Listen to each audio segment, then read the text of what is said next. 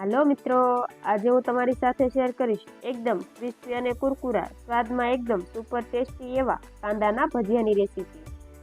આ રેસીપી ફક્ત 15 થી 20 મિનિટમાં જ બનીને તૈયાર થઈ જશે અને આ કાંદાના ભજીયા એટલા ટેસ્ટી બનશે કે તમે એકવાર બનાવશો ને તો વારંવાર બનાવવાનું મન થશે। તો ચાલો બનાવવાનું શરૂ કરીએ કાંદાના ભજીયાની રેસીપી। તો ડુંગળીના એકદમ ક્રિસ્પી અને ટેસ્ટી ભજીયા બનાવવા માટે મેં આ 6 નંગ જેટલી ડુંગળીને આ રીતે છાલ કાઢીને તૈયાર કરી લીધી છે। તો ડુંગળીને આ રીતે વચ્ચેથી કટ કરી આપણે તેની આ રીતે પતલી પતલી સ્લાઇસમાં ડુંગળીને કટ કરી લઈશું। ડુંગળીના એકદમ ક્રિસ્પી ભજીયા બનાવવા માટે આપણે ડુંગળીને આ રીતે પતલી પતલી સ્લાઇસમાં જ કટ કરવાની છે, તો જ આપણા ભજીયા એકદમ ક્રિસ્પી બનીને તૈયાર થશે। તો આ જ રીતે આપણી બધી જ ડુંગળીને કટ કરી લઈએ।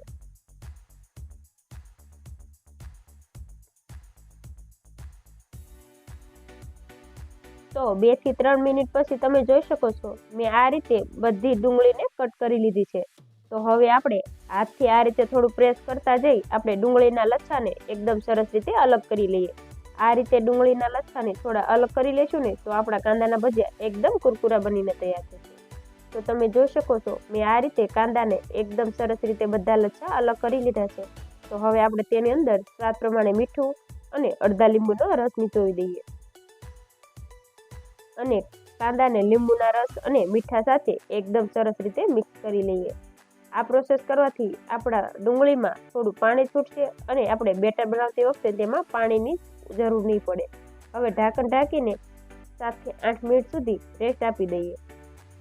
તો તમે જોઈ શકો છો આપણા કાંદામાંથી આ રીતે થોડું થોડું પાણી પણ છૂટી ગયું છે। તો હવે આપણે તેની અંદર 2 ચમચી જેટલો ચોખાનો લોટ ઉમેરી દઈએ। આ રીતે ચોખાનો લોટ ઉમેરવાથી આપણા ભજીયા એકદમ ક્રિસ્પી બનીને તૈયાર થઈ છે। તમે ચોખાની લોટની જગ્યાએ કોર્નફ્લોરનો ઉપયોગ પણ કરી શકો છો। હવે તેમાં મોટી 2 ચમચી જેટલો બેસન ઉમેરી દઈએ અને સાથે 2 ચમચી જેટલા ઝીણા કાપેલા તીખા લીલા મરચાં ઉમેરી દઈએ। તમે તમારા ટેસ્ટ પ્રમાણે વધારે કે ઓછા મરચાં ઉમેરી શકો છો। હવે તેમાં ઝીણા કાપેલા ધાણા ઉમેરી દઈએ અને અડધી ચમચી જેટલું ધાણા જીરું અને અડધી ચમચી જેટલો ગરમ મસાલો અને ચપટી જેટલી હળદર ઉમેરી દઈએ। હવે તેમાં સ્વાદ પ્રમાણે મીઠું ઉમેરી દઈએ અને આ બધું આપણે એકદમ સરસ રીતે મિક્સ કરી લઈએ। આપણે એકદમ સરસ રીતે બાઇન્ડિંગ આવે તેટલો બેસન ઉમેરવાનો છે। તો આ રીતે મિક્સ કરતા મને લગભગ થોડા હજે બેસનની જરૂર લાગે છે, તો હું વધારે 1 ચમચી બેસન તેમાં ઉમેરી દઈશ અને એકદમ સરસ રીતે મિક્સ કરી લઈશું। આપણે મીઠું અને લીંબુ ઉમેરી ડુંગળીને થોડો રેસ્ટ આપ્યો હતો એટલા માટે આપણે તેમાં પાણી ઉમેરવાની જરૂર નથી પડી, પણ તમારે જો જરૂર પડે તો તમે 2 થી 3 ચમચી જેટલું પાણી પણ ઉમેરી શકો છો।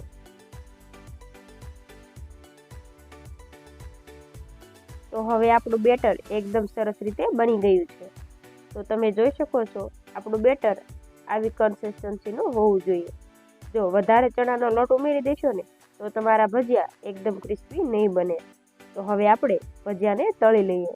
તો ભજીયાને તળવા માટે મેં મીડિયમ ટુ હાઈ ગેસની ફ્લેમ ઉપર તેલ ગરમ કરવા રાખી દીધું હતું। તો હવે તેમાં આ રીતે આપણે બધા જ ભજીયાને પાડી દઈશું। એકવારમાં જેટલા આવે એટલા ભજીયા આપણે ઉમેરી દઈશું અને ગેસની medium to high side flame રાખી આપણે ભજીયાને લગભગ 4 થી 5 મિનિટ સુધી તળી લઈએ।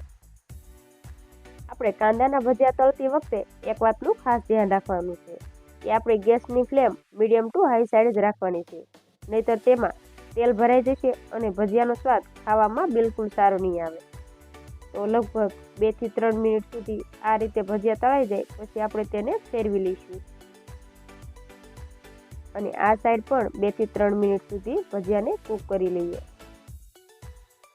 તો આ રીતે આપણે ભજીયાને સતત હલાવતા જઈ લગભગ 4 થી 5 મિનિટ સુધી તળી લઈએ। આપણે આ ભજીયાને એકદમ ગોલ્ડન બ્રાઉન થઈ જાય ત્યાં સુધી તળવાના છે, તો જ આપણા કાંદાના ભજીયા એકદમ ક્રિસ્પી બનીને તૈયાર થશે।